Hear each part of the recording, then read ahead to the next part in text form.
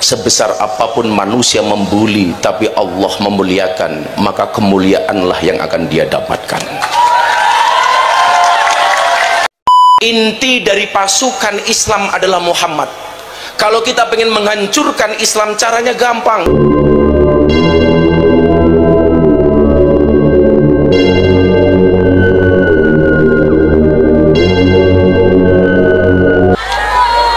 Assalamualaikum warahmatullahi wabarakatuh.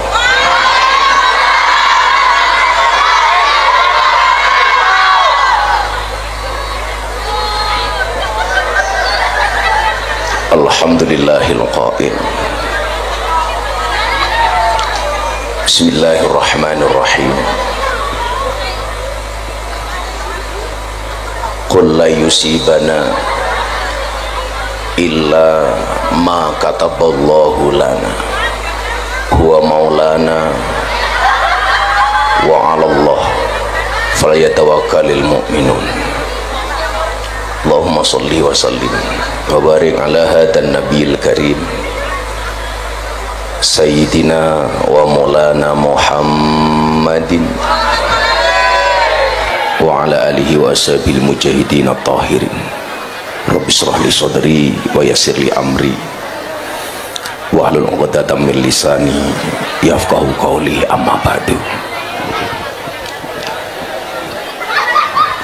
Hadratal muhtaramin, para masyayikh, para kiai, alim ulama, para habaib, wabil khusus Sohibul Sekar Langit Gus Zaidan,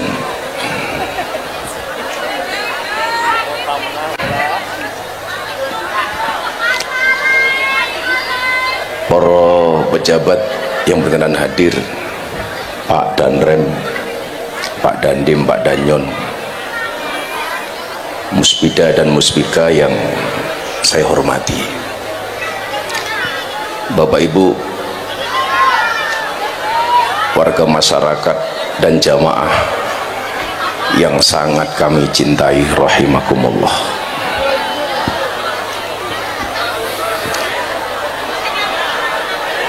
Saya meyakini tidak ada satu kejadian pun kecuali atas izin Allah. Saya meyakini qada yang baik dan yang buruk semuanya yang bisa memberikan manfaat dan madarat hanyalah Allah. Kebaikan yang kita dapatkan itu juga dari Allah, musibah yang kita dapatkan itu juga dari Allah. Hati saya sama sekali tidak meyakini bahwa manfaat dan madarat itu disebabkan oleh manusia. Manfaat dan madarat tidak berangkat dari komentar manusia. Kebaikan dan keburukan tidak berangkat dari bulian manusia. Sebesar apapun manusia memuji tetapi Allah menghinakan, semuanya akan menjadi hina. Tapi sebaliknya, sebesar apapun manusia membuli tapi Allah memuliakan, maka kemuliaanlah yang akan dia dapatkan.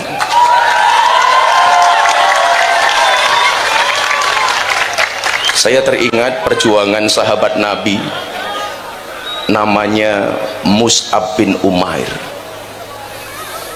Beliau meninggalkan keluarganya demi mengikuti baginda Nabi Muhammad sallallahu alaihi wasallam. Mus'ab bin Umair lahir dari keluarga kaya raya, keluarga terpandang di kota Makkah. Apa yang dia gunakan pakaian terbaik, parfum yang dia gunakan parfum terbaik, kendaraan yang dia gunakan kuda terbaik. Saat Mus'ab bin Umair menyatakan masuk Islam, dia dibenci oleh semua anggota keluarganya. Semua fasilitas yang diberikan kepada Mus'ab bin Umair semuanya dicabut oleh keluarganya.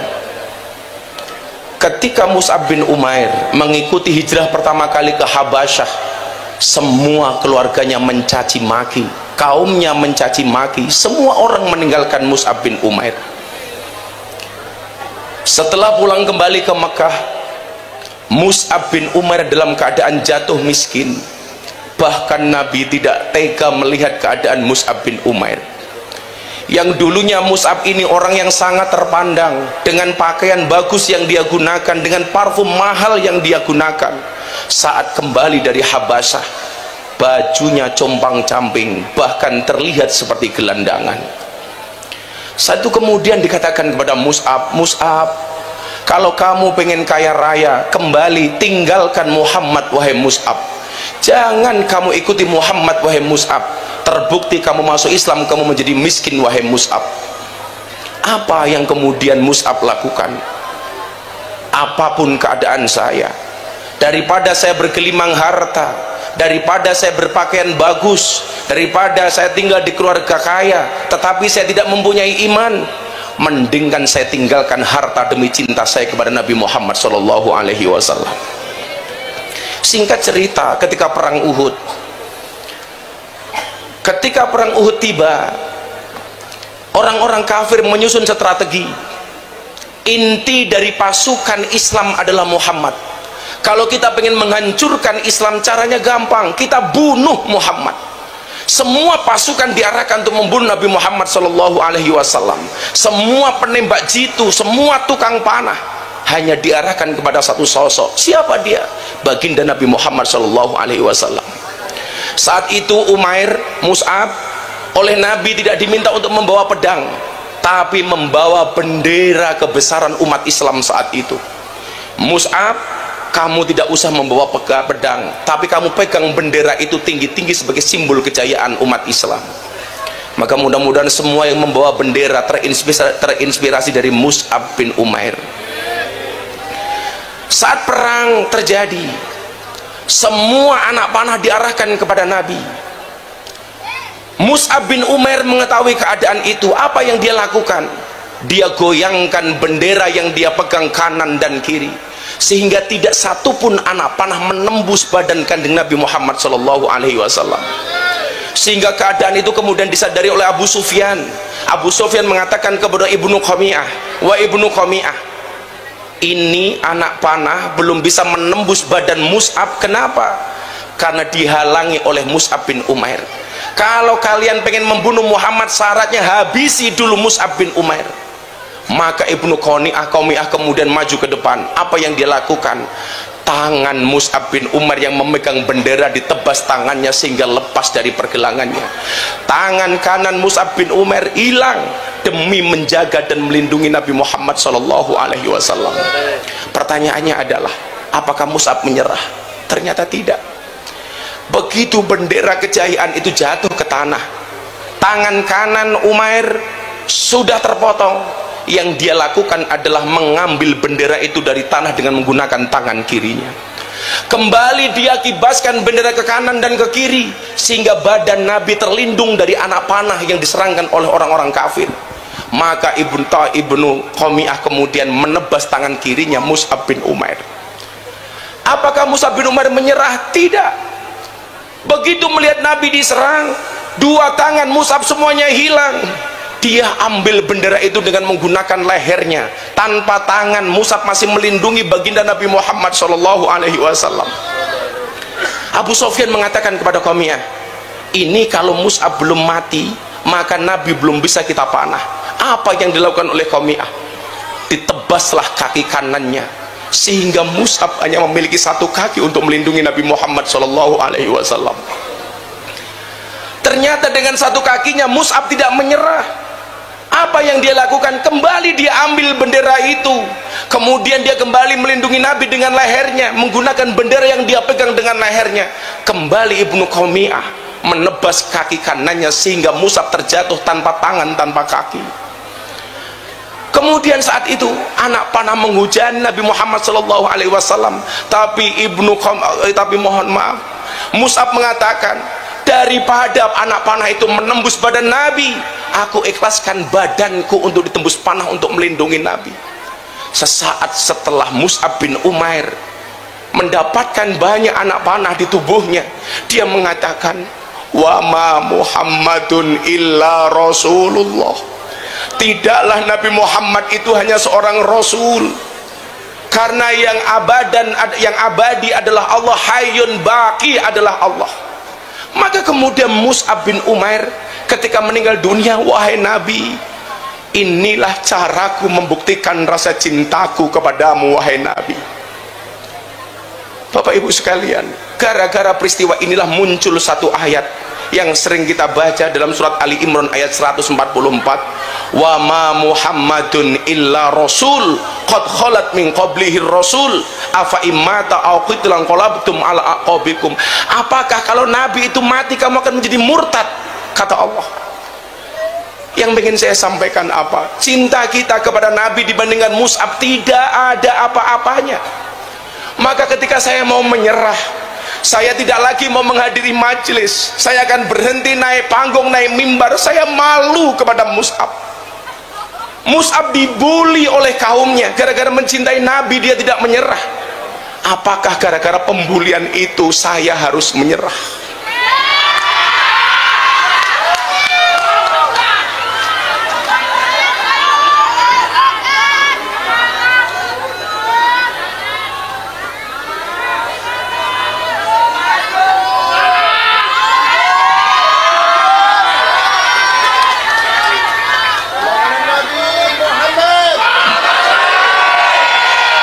Mus'ab kehilangan, tidak hanya kehilangan segala-galanya, Mus'ab kehilangan hartanya, Mus'ab kehilangan kedua tangannya, Mus'ab kehilangan kedua kakinya demi rasa cintanya kepada Nabi. Bahkan Mus'ab menggembuskan nyawa terakhirnya demi melindungi Nabi. Apakah hanya atas nama popularitas saya harus menyerah? Apakah hanya atas nama viral saya harus menyerah? Maka saat itu saya berdoa kepada Allah, ya Allah ya Rabb, alaihissallah bihakamil hakimin, hanya Engkau yang berhak mengadili aku ya Allah, karena aku meyakini Engkaulah hakim yang paling baik ya Allah, Engkaulah hakim yang paling adil ya Allah.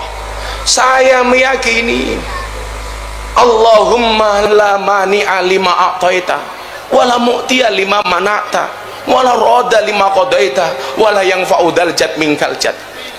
Mau semua orang membuli saya ya Allah, saya ikhlas asalkan Engkau tidak membuli aku ya Allah. Mau semua menghinakan saya ya Allah, saya ikhlas ya Allah asalkan Engkau tidak menghinakan aku ya Allah. Maka saat itulah kemudian saya bangkit, tidak ada kata menyerah. Bukankah Allah mengatakan wala ta'asu min rauhillah, janganlah kamu berputus asa dari rahmat Allah. Dari sini kemudian saya belajar, saya kemudian dapat memahami bagaimana lingkungan orang terdekat saya yang dulu memuji-muji saya tanpa pernah klarifikasi ikut mencaci maki saya.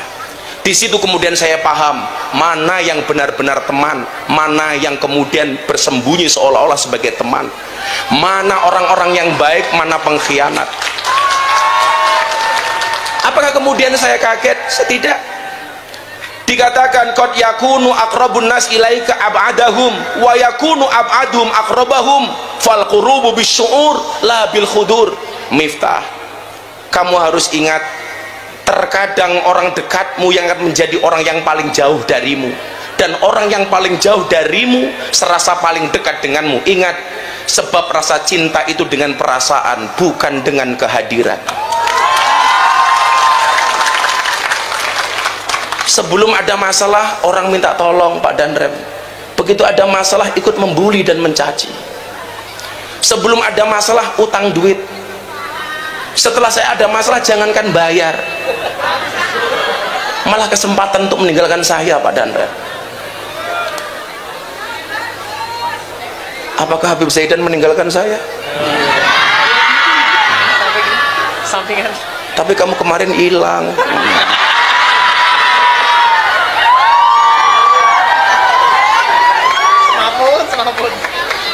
Aku kemarin sempat mikir ketika kamu hilang, Habib Zaidan itu seperti es teh. Kenapa Habib Zaidan seperti es teh? Seger sih, tapi menyakitkan.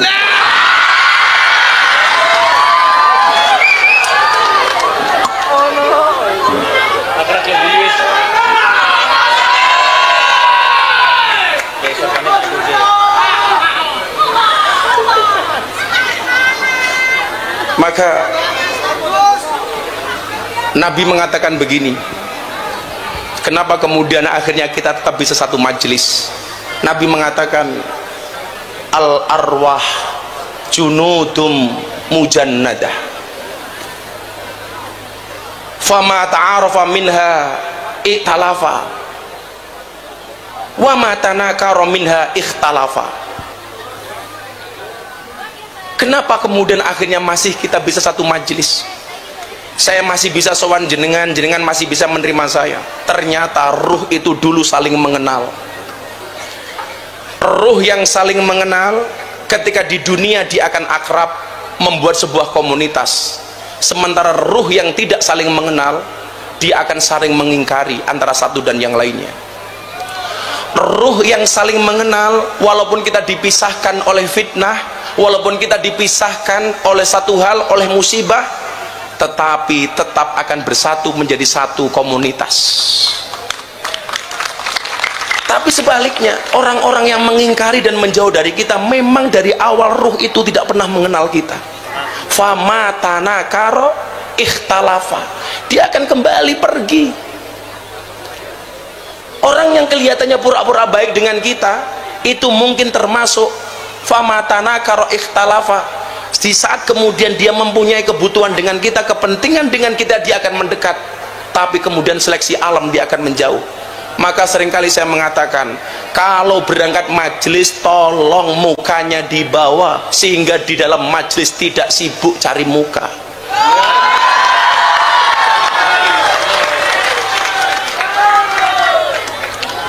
Jadi mohon maaf Pak, orang baik itu ketika ta'aruf, ya maunya kumpul dengan orang baik. Makanya kenapa orang-orang yang dianggap jelek kemudian dia berkomunitas disebut lokalisasi. Karena yang mau di situ orang-orang seprofesi. Mohon maaf, maling itu senangnya berkumpul dengan maling. Tukang parkir kumpulnya dengan senangnya kumpul dengan tukang parkir. Bakul es teh sukanya kumpul dengan enggak, bakul es teh sukanya tidak kumpul dengan bakul es teh. Bakul es teh sukanya menghadiri majelis. Menghadiri majelis.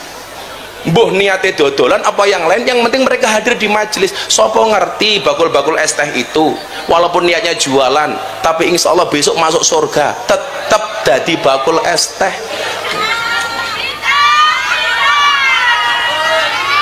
Makanya mohon maaf kalau saya ditanya, Gus Miftah marah dengan kejadian ini. Wallah enggak Bib, enggak ada urusan saya Bib.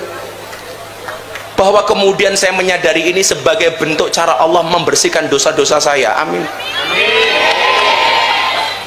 Maka kemudian dalam sebuah mutiara disebutkan jawahirul insan fi salasatin.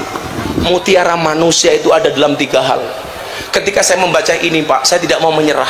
Yang pertama apa? Kitmanul fakri hatta yadhunnun nas annaka ghaniyun. Yang pertama, kalau Anda ingin menjadi orang yang terhormat, sembunyikanlah kemiskinan sehingga orang menyangka seolah-olah Anda adalah orang yang kaya. Kita mungkin tidak semuanya ditakdir kaya oleh Allah, tapi mohon maaf, jangan pernah jual kesusahan kita di hadapan orang lain. Jangan pernah kamu nulis WA susah di status WA-mu. Tidak semua kontak yang ada dalam HP-mu peduli dengan statusmu. 99% ketika kamu nulis status susah di WA, 99% tepuk tangan.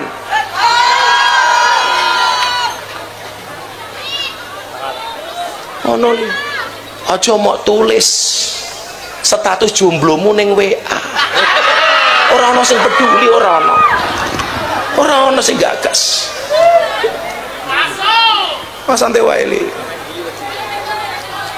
Saya meyakini Zaidan itu jomblo yang keren, nggak punya pacar tapi banyak yang naksir.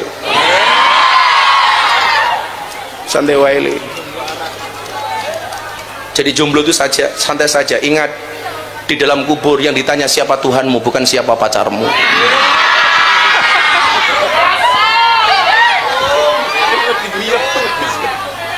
Gue aja guyu, gue viral meneh.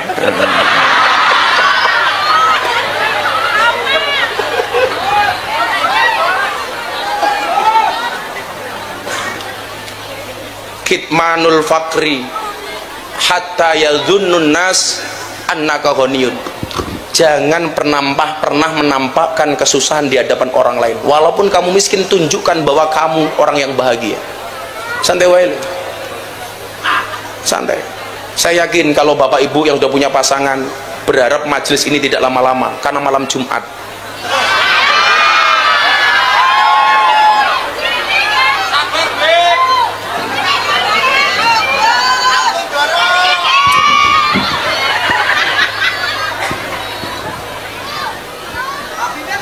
Santai saja, Bib. Al-wahdatu huwa ang tasma'uhum wa anfa'ahum wa la tajidu may yasmau'a wa yafhamuka. Kesendirian itu adalah engkau mendengarkan dan memahami orang lain, tapi tidak satu pun yang mendengarkanmu dan memahamimu. Santai wae. Saya berharap dia segera nikah. Niatnya sudah ada dan alhamdulillah. Insya Allah besok Habib Zaidan nikah tanggal kalih sinten. Saya belajar dari pengalaman ini, Bapak, tolong jangan pernah tampakkan kefakiranmu di hadapan orang lain. Saya mencintai para penjual, tapi ingat, kita berjualan tolabul halal, bukan tolabul welas, bukan tolabul mesakil. Rezeki sudah ada yang ngatur. Bahkan mohon maaf, cecak yang merangkak di dinding, merayap di dinding, dia diuji oleh Allah dengan rezekinya yang terbang berwujud nyamuk. Kalau harus protes, cecak itu harusnya protes. Dia tidak bisa terbang, kenapa rezekinya harus terbang seperti nyamuk? Tapi mekanisme keadilan Allah berlaku. Bagaimana cara cecak mendapatkan rizkinya? Cecak yang mendatangi nyamuk atau nyamuk yang mendatangi cecak? Jawabannya adalah nyamuk yang mendatangi cecak. Datang seekor nyamuk, hap, lalu ditangkap. Bagaimana cara cecak mendapatkan rizkinya? Nyamuk COD, Sherlock, kemudian dimakan sama cecak. Jadi mohon maaf, dan kita nggak usah menjual kefakiran kita kepada siapapun. Ora bakal ono sing peduli karo awakmu. Tunjukkan bahwa kita mampu. Kenapa? Saya sering mengatakan, Gus, kenapa Gus Miftah mundur? Saya bilang, saya lebih baik kehilangan uang untuk Allah daripada kehilangan Allah gara-gara uang. Saya lebih baik kehilangan jabatan karena Allah daripada kehilangan Allah hanya untuk sekedar mendapatkan jabatan. Yang kedua, apa kemuliaan manusia? Kitmanul ghadab hatta yadhunnun nas annaka radin. Menyembunyikan rasa marah sehingga seolah-olah orang melihatnya kamu adalah orang-orang yang ridho. Nah, kita hari ini berada di majelis BB9. Saya mau cerita soal sohibul majlis.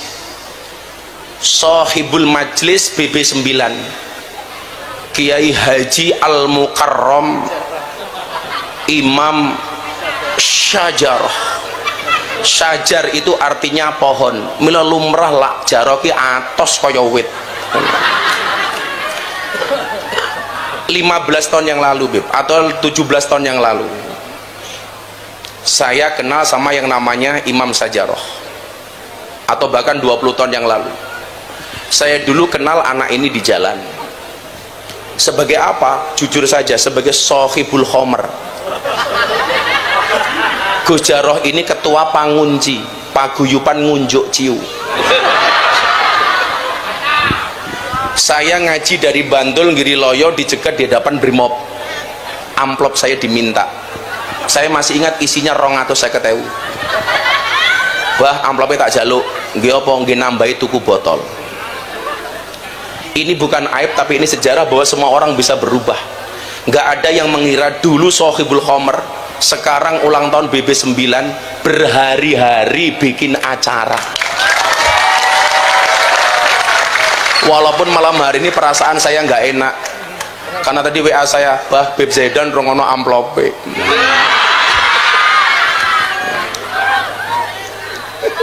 Saya ketemu dengan seseorang namanya Mbah HDWR, Haji Dalwari, yang punya juragan tenda itu Pak. Beliau mengatakan sama saya apa? Gus, kula nitip jaroh Mang Openi. Saya sowan ke Lempuyangan, Bu Nyai Daldiri, ibunya Gus Karim yang mimpin Dzikrul Ghafilin malam Ahad Pahing. Beliau mengatakan apa? Gus, kula nitip jaroh. Saya ketemu ibu angkatnya Gus Jaroh di Gedong Kuning. Beliau mengatakan apa? Gus, dari semua orang ketoke sing iso ngopeni jaroh mung awakmu. Aku nitip awakmu Gus yo, tulung jaroh diopeni. Kula mikir, iki menungso apa wedhus kok kon ngopeni.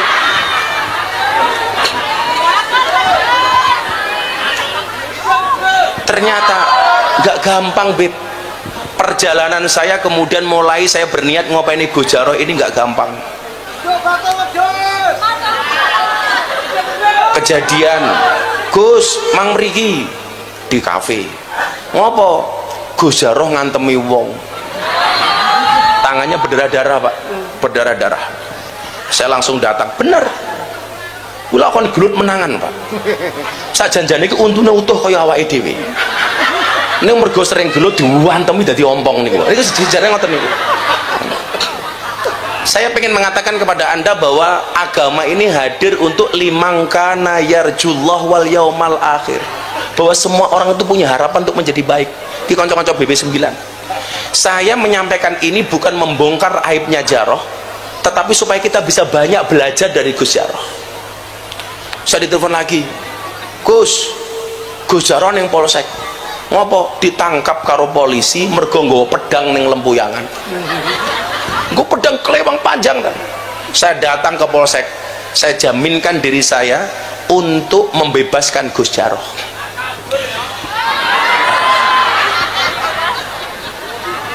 Akhirnya anak ini mulai berusaha. Apa usaha? Usaha pertama kali dagang wedhus di bulan Idul Adha. Makanya kenapa dia disebut Sohibul Ghanam, kancane wedhus. Waktu itu utang saya 10 juta dan begitu selesai Idul Adha, wedhuse entek, duwite yo entek.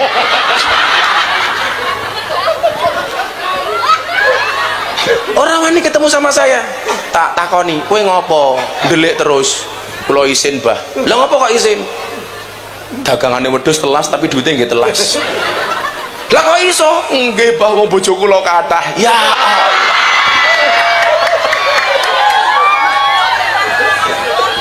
Dari semua perjalanan itu nyuwun sewu, Beb. Kenapa kok saya sabar? Saya meyakini bapaknya Gus Jaroh itu wali, namanya Mbah Hadi. Orang mungkin Mbah Hadi ki orang dongake Gus Jaroh. Nggak mungkin, nggak ada satu cuil pun doanya Mbah Hadi yang tidak nempel ke Gus Jaroh. Mbah Hadi tak ceritani, Beb. Kita nggak ada apa-apanya dengan Mbah Hadi. Mbah Hadi itu kalau wirid, kalau dikir, beliau berada di kamar 40 hari nggak akan keluar kamar walaupun bajunya kotor selama tidak najis. Wiridnya nggak mandek-mandek. Itu namanya Mbah Hadi. Anaknya betul.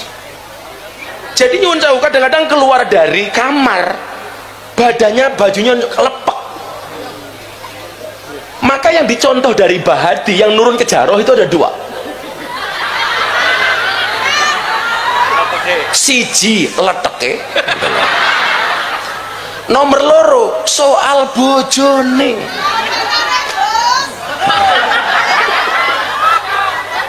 Sing paling kuat ngopeni mung loro, Yeni karo Puput.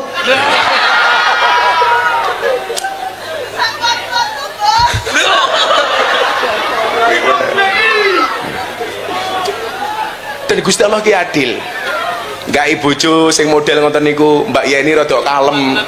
Mbak Puput serdadu, Beb, gitu. Itu ujiannya Jarah iki luar biasa. Kula mengatakan, ya Allah, mboten mungkin dongane Mbak Hadi niku mboten jenengan tampi. Niki anake wali mesti bakal berubah. Itulah yang membuat saya sabar. Nyuwun sewu, jenengan pirsa cemplon. Cemplon itu telo diparut, dicampur klopo, tengahnya diwenehi gula digoreng. Pak Kiai. Kelepon. Ora klepon.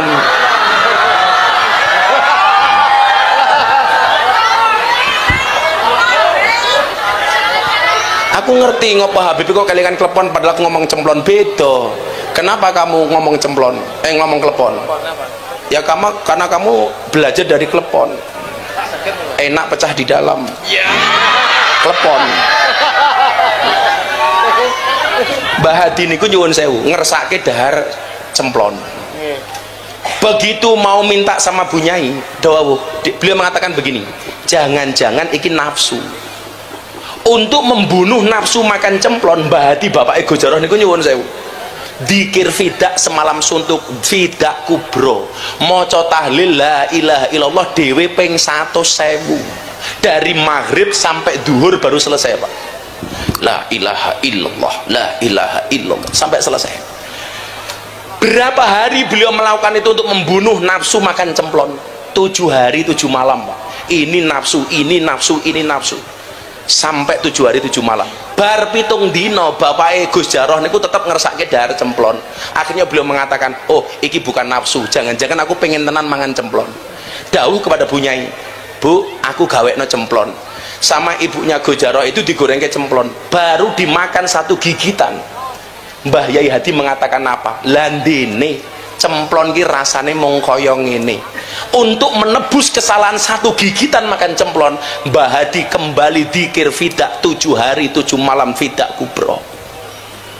Wih bapak nih bahasan anak salate mat kolam cing komat teko salam plencing. Itu Mbah Hadi. Wallah Mbah Hadi niku Pak nyuwun sewu jenengan sing ashabul lempuyangan. Mbah Hadi itu kalau poso menawi buka hanya minta air panas 1 gelas, kemudian ngerebus cabai itu direbus 7. Sebelum minum air cabainya dikeletus. Ketika ditanya, "Bah kok ngoten?" "Heeh, nggih mateni nafsuku." Itu Mbah Hadi.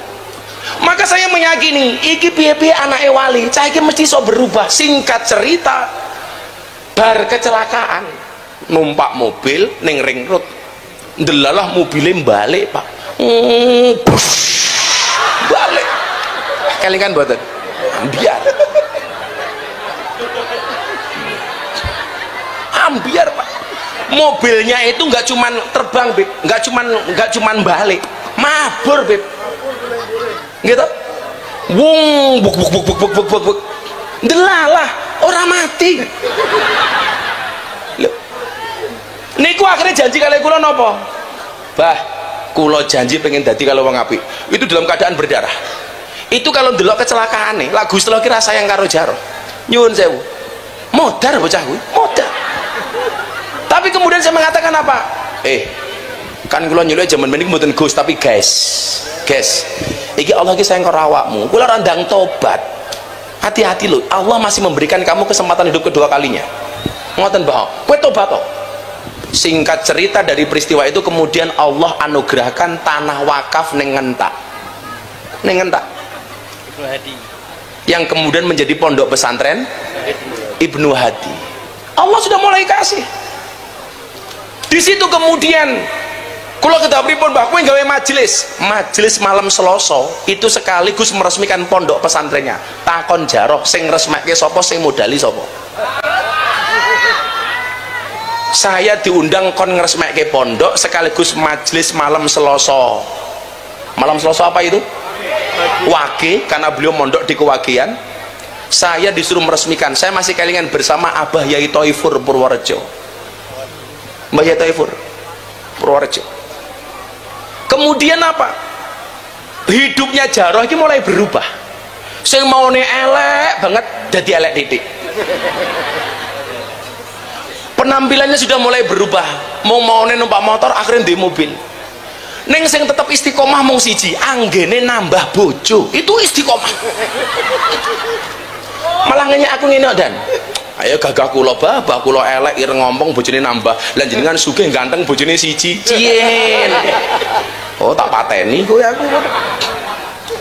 Maka kemudian hari ini ketika Allah menampakkan kun fayakunnya orang seperti Jaro Pak, mergo dongane bapakne seperti itu, menjadi orang yang luar biasa. Pelajarannya satu Bapak Ibu, lan jenengan rumangsane lan duwe wong tuwa sing top, ayo diniati piye carane awake dhewe saiki gawe keturunan sing top.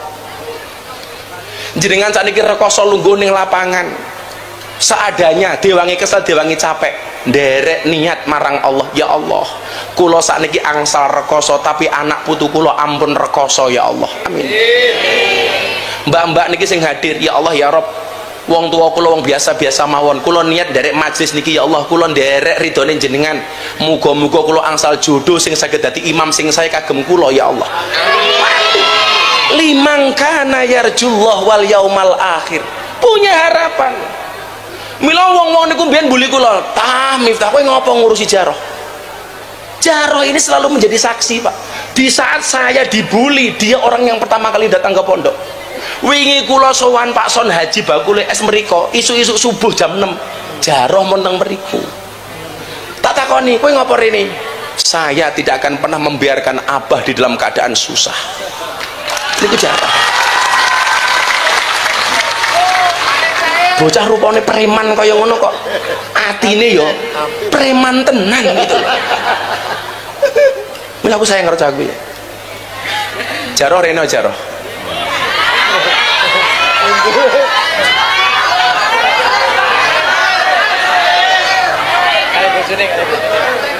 Wani ra nggo bojo loro-loro nih.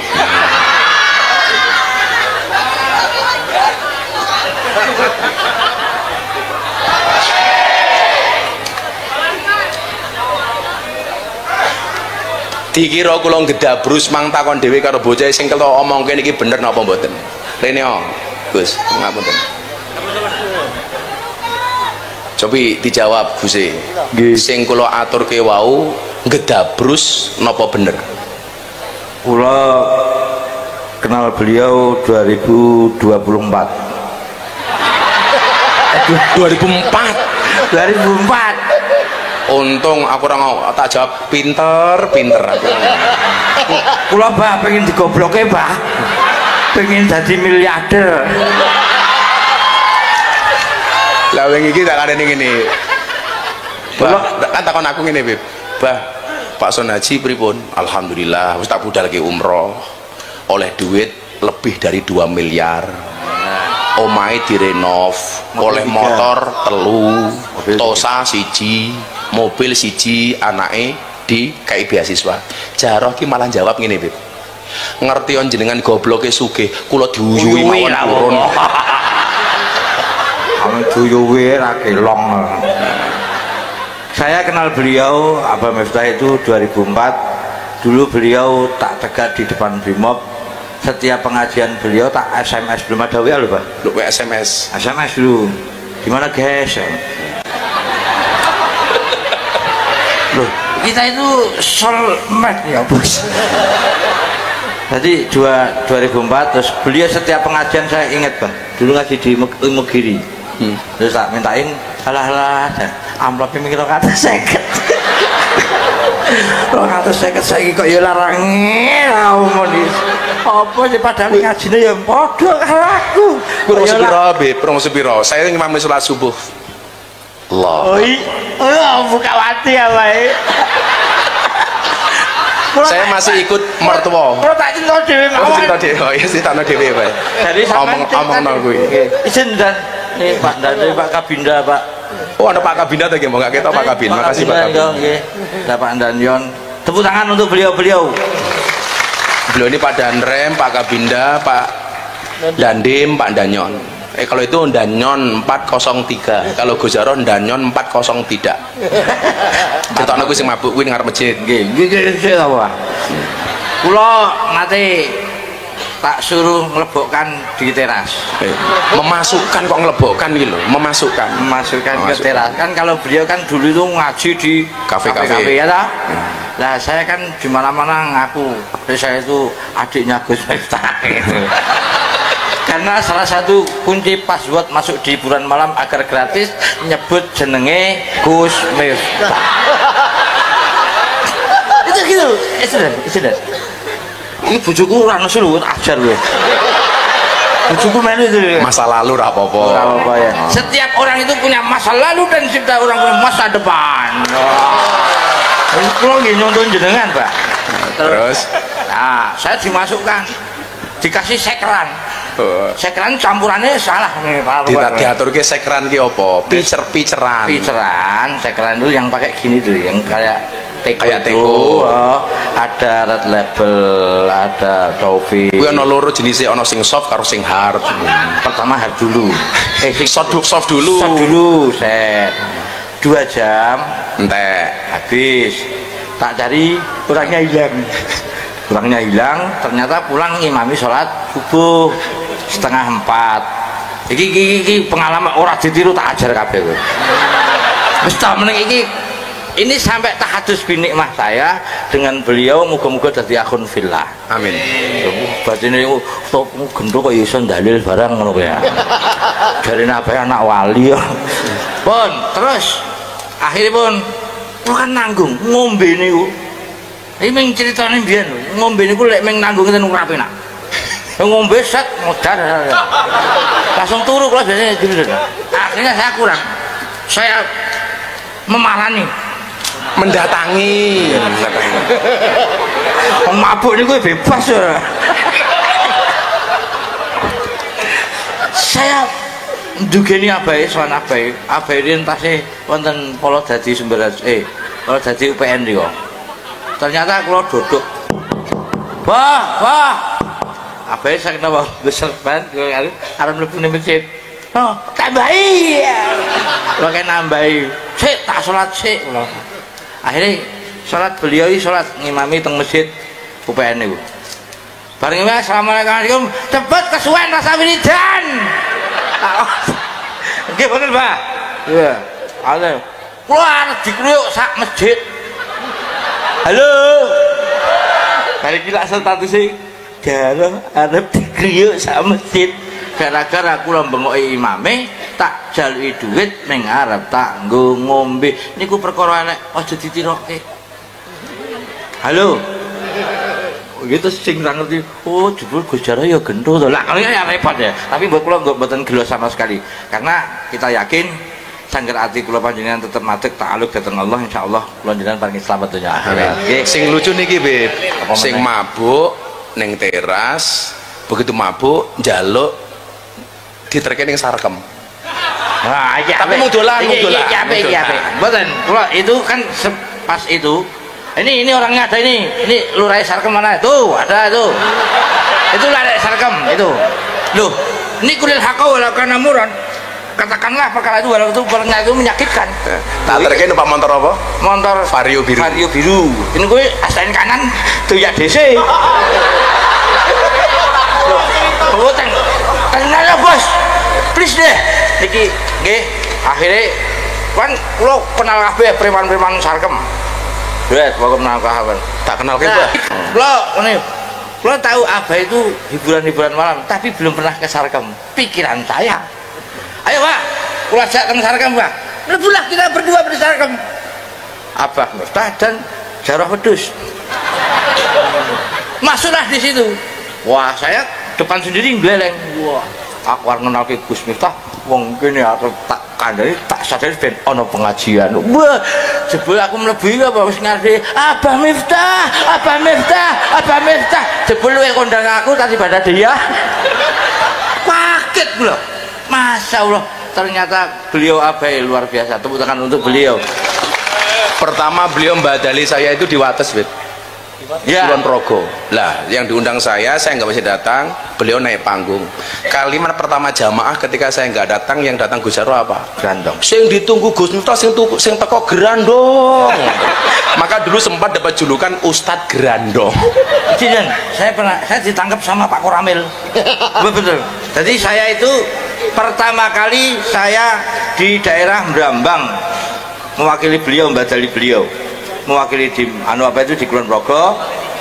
HP nih beliau enggak, HP nih beliau dipateni perintah, tapi dipateni itu pertama kali beliau badal. Akhirnya saya menteko di sana. Teko. Saya mendatangi di sana.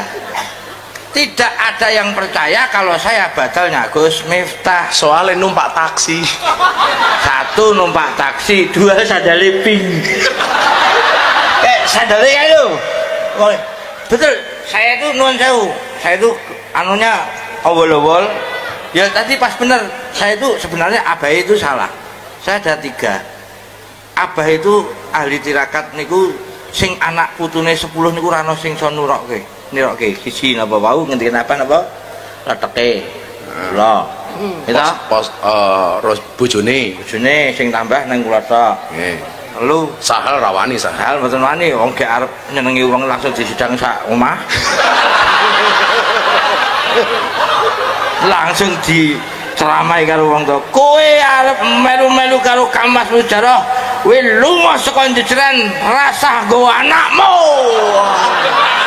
Ada klinding. Ini sahal. Wis aja ta kula wis to. Wong nuwun sewu tak kandhani kula ngomong sahal-hal. Wayuh ki ora enak, wis tak wakilane dhewe wae. Terus pada akhirnya saya datang di majelis 10 menit, saya dicekel Koramil, saya cekel Polsek, nek dikira saya mengaku, aku Gus Miftah ditelepon nggak bisa. Akhirnya waktu sudah menunjukkan pukul 10:30. Pada akhirnya apa? Dia bilang, ya wis lah piye meneh. Agus Miftah rasa ditelepon ra teko-teko, ya akhirnya dunggahke, pun dunggahke, wis sing nyekel kula tak onek-onekke ning dhuwur panggung. Tak bales genti der rumangsane aja wong aja ndelok fisik, aja ndelok kesik, delokke ngono. Materi pertama yang dicontoh Nggih. itu imam sholat taltil tul. Tul, ada tul. Inna anzalna itu. Nah, ini anzalna. Jadi dia itu yang nyontoh pertama kali, Bib. Kula niku alhamdulillah nek nyontoh jenengan saged padha, ning lagi padha amplope. Jadi yang pertama kali dicontoh ngaji saya itu guyon saya taltil tul. Jadi no imam adzan dewe, pujian dewe, qomat dewe, ngimami dewe. Lah makmum ya dewe. Quril maghdubi gaya apa? Quril maghdubi alaihim waladdallin amin. Bismillahirrahmanirrahim. Sing diwaca inna anzalna ndelala salah. Lah sing dicontoh jarah kuwi. Inna anzalnahu fi lailatul qadr. Kan salah, kudune til, macane tul. Makmume bengok til. Imamnya ngeyel, imam senior dibaleni. Inna anzalnahu fi lailatul qadr. Makmumnya saya banter til. Yang ketiga kalinya akhirnya benar. Inna anzalnahu fi lailatul qadr. Wah, makmumnya alhamdulillah. Diteruskan salah meneh imamnya. Wa ma adraka ma lailatul qadr. Kudune tul macane til. Akhirnya makmumnya bengok tul. Wa ma adraka ma lailatul qadr. Bener. Yang ketiga kalinya imamnya bingung, lailatil apa lailatul? Til tul. Tul til. Ndelalah jaroh ki rekane neroke salah. Angel. Jadi maksud kula ngeten, kenapa manakibnya Gus Jarwo kula aturaken? Siapapun di antara kita hari ini yang pernah punya dosa, punya salah, seberapa besar pun salahmu, seberapa besar pun dosamu, jangan pernah berputus asa. Yakin ampunan dari Allah pasti akan datang. Saat saya ketemu kiai saya di Jakarta, beliau mengatakan begini, Le, kamu gak usah malu, kamu sudah minta maaf kalau toh itu sebuah kesalahan, kamu bukan koruptor, kamu gak makan uang rakyat, kamu gak usah malu. Tadinya Beb nyuwun sewu, aku ketemu wong kisin Beb, seolah semua orang melihat saya, enggak. Ternyata Allah buktikan Beb, saya umroh ketemu masyarakat Indonesia di sana, semua mengatakan, bah sing semangat, jenengan bukan koruptor, Anda tidak makan uang rakyat, Anda tidak merugikan rakyat. Makanya nyuwun sewu, pelajaran yang kita ambil dari Gujaroh malam hari ini adalah seberapa banyak pun kesalahan kita, ingat Allah itu maha pemberi ampunan atas kesalahan-kesalahan kita. Kowe nggawe acara bengi iki tak Biro? Kawan atus kali dosa juta. Wah, sugih tenan kowe. Anak buah Abah Miftah. Ya wis. Apa kudu nyumbang ra bengi iki? Wajib. Tasku gurune tasku Ndre. Sallallahu Muhammad. Berat. Masya Allah, Allahu Akbar. La haula wala Aku rasa ngarep-ngarep sing akeh.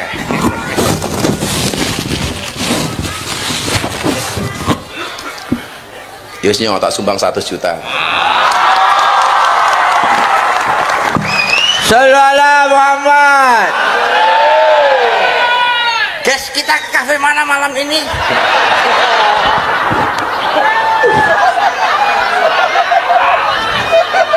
Wow, anteng bojoku.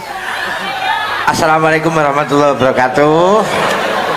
Dana kenakalan sudah cair.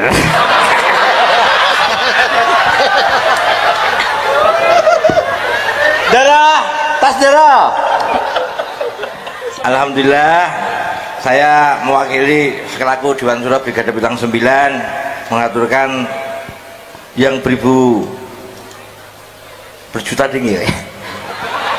Berjuta-juta, 100 juta matur nuwun sama Abah Miftah. Pokoknya semoga Abah Miftah selalu diberikan keistiqomahan untuk membimbing kami, khususnya saya, dan insya Allah beliau selalu akan kita direi zahirun wa batinan dunyan wa ukhron, dan semoga semua perjalanan-perjalanan yang kita telah, aku bingung lebih nyekit duit ini, otakku ini bingung ngarang gua apa.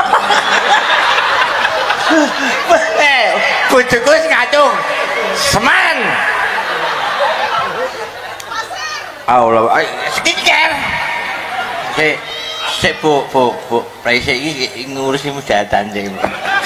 Maaf nggih, ini saya zahirun wa batinan. Saya supaya mengikuti beliau. Itu sini. Kenapa kok saya itu mengundang majelis-majelis akbar? Karena satu, Brigade Bintang 9 niki bukan semuanya dari kalangan orang baik. Hampir mayoritas 75% dari teman-teman di jalanan. Ini sebenarnya juga bimbingan dari beliau Abah Miftah yang dibimbing dari 2004 yang lalu, yang notabene Abah sudah lebih naik, akhirnya saya yang ngopeni di bawah. Makanya di pas bawah itu kekurangan dana, meng ditabung-tabung tok, akhirnya hasilnya seperti ini. Betul apa? Pokoknya istiqomah berkah dari Abah Miftah. Muga-muga kula panjenengan sedaya nggih kersa ikhlas ndongake Abah Miftah. Jenengan kula matur jenengan mengjawab, jenengan tetap istiqomah kali Abah Miftah. Jenengan tetap mengharapkan Abah Miftah berhenti untuk berdakwah atau tidak? Untuk selalu ahad paing praing napa mboten? Selawatan lanjut napa mboten? Rutinan gini Habib Zaitan wonten Pondok Raji terus napa mboten? Mugi-mugi dados mudawamah ila yaumil qiyamah. Allahumma. Tepuk tangan untuk Abah Miftah. Semoga diberikan umur panjang berkah maslahat maafid dunya wal akhirah. Matur nuwun Bah, kula pamit pun disangoni.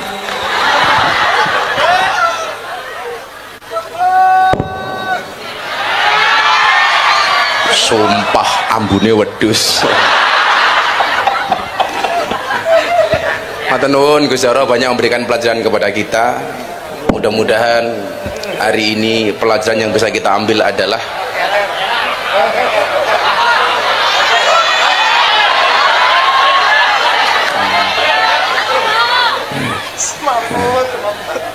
jadi Anton kali juga ujian umroh akan anggota TV seperti apa kemudian untuk dia sepeda kali sebenarnya kagem TV sebenarnya kagem ini pertanyaan. oh ini ada undian umroh 1 untuk teman-teman Brigade Bintang 9. Kemudian ada sepeda 2 kipas angin 1. Apa? Oh, sepeda toh. Sepeda lipat. Sepeda listrik. Itu 2. Yang 1 untuk BB, yang 1 untuk jamaah. Itu sepeda kayak gitu harganya berapa? Berapa? 4 juta. 4,5. Saya tambahi 2 untuk jamaah. Tambah 2. Berarti untuk jamaah 3, untuk BB 1. Cara ngundine pripun? Niki umroh. Sepeda 1 dulu. Sepeda 1 untuk BB.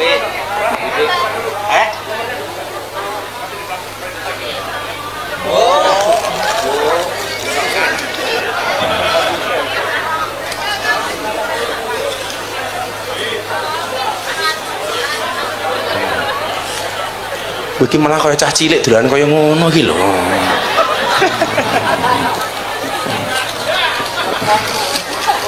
Cemplon dadi klepon. Jadi 1 sepeda dulu, sepeda untuk jamaah kan 3. 1 untuk jamaah, Beb. Yang bisa menjawab pertanyaan, ngacung, bisa jawab, tak kasih.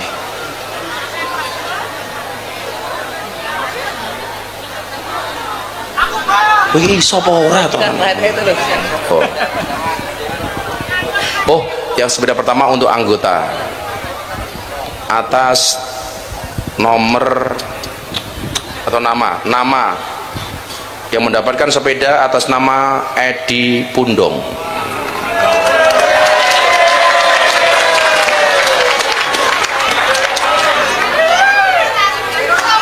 Edi Pundong. Yaudah, untuk sekarang umroh aja ya. Umroh BB soalnya.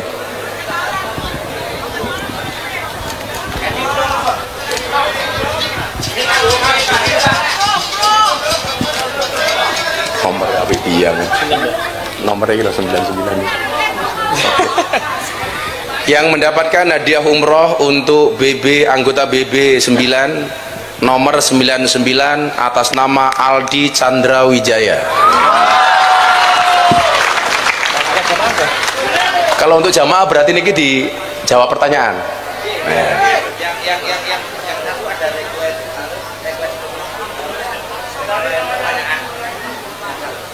Yang 1. Caranya pripun? Berarti sepedanya ke jamaah telu, dari sini 1 tambah saya dari 2, dari saya 2.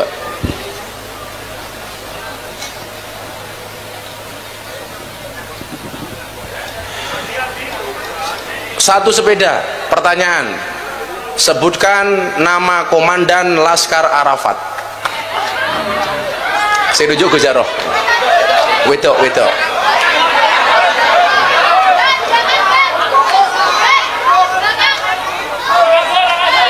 Mana? Ya, yang mana? Ya, itu.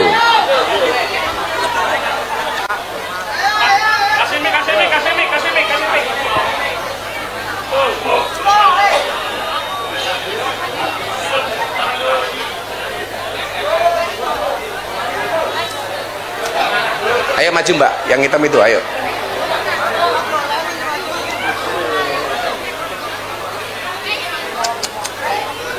Namanya siapa, Bu? Mbak. Namanya siapa? Assalamualaikum, namanya Isna. Isna. Oh. Isna itu, Isna apa Asna? Isna ini berarti yang kedua. Wahid Isna ini. Anak kedua, Pak. Berarti ya, Ya, yang benar. Oh. Sudah punya istri? Suami? Belum.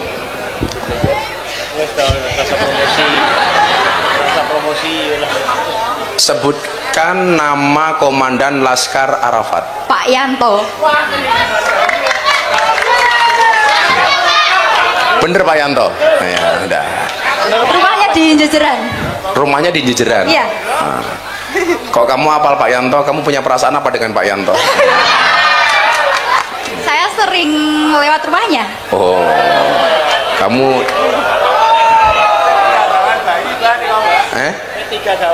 Oh, cah gawan bayi kayak. Ya wes Pak Yanto. Sepeda pertama untuk Mbak Isna. Makasih. Sekarang tak kasih pilihan, pilih sepeda apa pilih foto sama Habib Zaidan.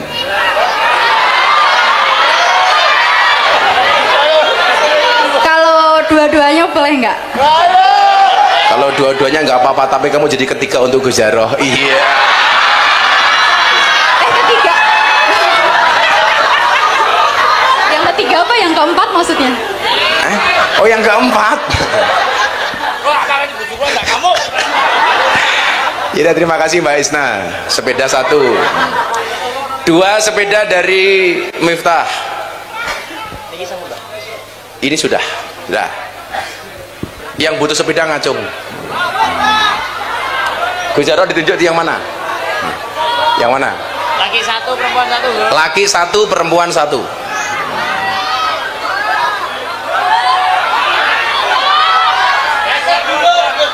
Sedulur Gus Miftah satu. Yang cowok satu, Gus. Sing sepuh.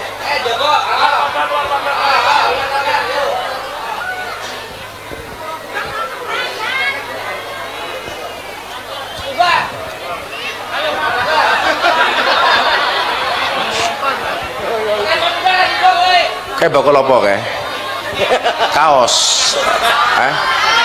Oh enggak, itu yang pakai rompi itu. Kowe ndang loncat.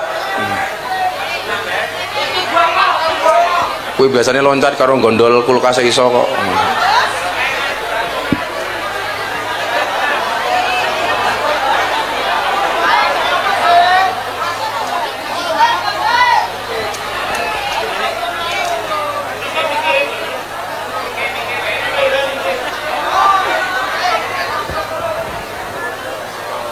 Ya sudah, itu satu, sama sedulur Gus Miftah tadi itu satu, dua sepeda. Silakan, nanti itu dari saya.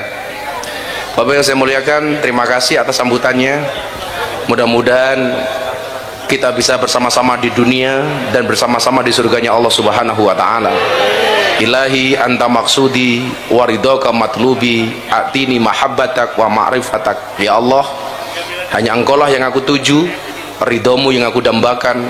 Berikanlah aku kemampuan untuk dapat mencintaimu dan bermakrifat kepadamu. Terima kasih. Assalamualaikum warahmatullahi wabarakatuh.